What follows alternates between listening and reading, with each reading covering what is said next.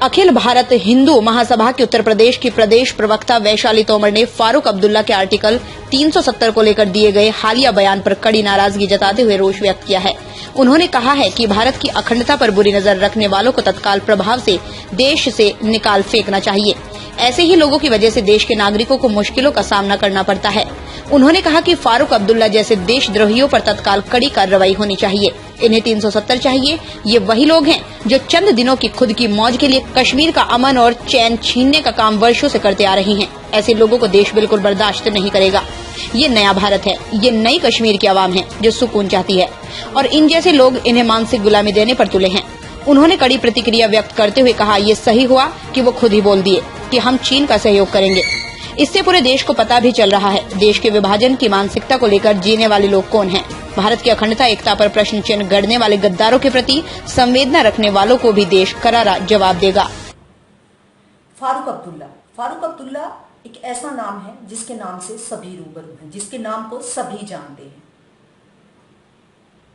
जिनका जन्म ही राजनीति में हुआ, जिनका जन्म एक राजनीति परिवार में हुआ, जिन्होंने जन्म से ही सीखा है कि राजनीति आखिर किस तरह से की जाती है, किन तरह के शब्दों का इस्तेमाल करके भोली भाली जनता के दिलों पर राज किया जाता है।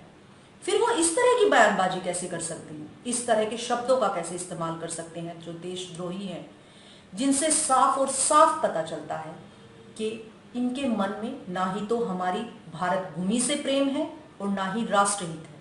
और इतनी ऐसे शब्दों के होने के बाद, ऐसे शब्दों को बोलने के बाद, कबूल करने के बाद कैसे सरकार चुप है, कैसे ये जनता चुप है?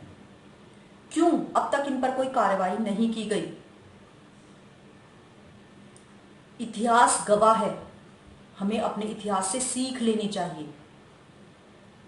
जयद्रथ को पांडवों ने छोड़ दिया था ये सोचकर कि शायद ये ऐसी गलती दोबारा नहीं करेगा, लेकिन फिर जो उन्होंने किया वो आपके सामने था। उनकी उस माफी का उन्हें कितना बड़ा खामियाजा भुगतना पड़ा, ये सब जानते हैं।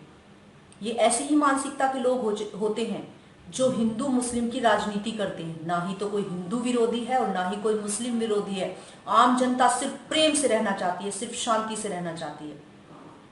इस तरह की मानसिकता के लोग ही होते हैं जो कहीं भी दंगे हो जाते हैं, कहीं भी बॉम्ब ब्लास्ट हो जाते हैं, जो हमारे देश में रहते हैं, देश का नमक खाते हैं, देश के पैसों पे पलते हैं, देश की जनता पे सियासत करते हैं, लेकिन देश को ही बर्बाद करना चाहते हैं।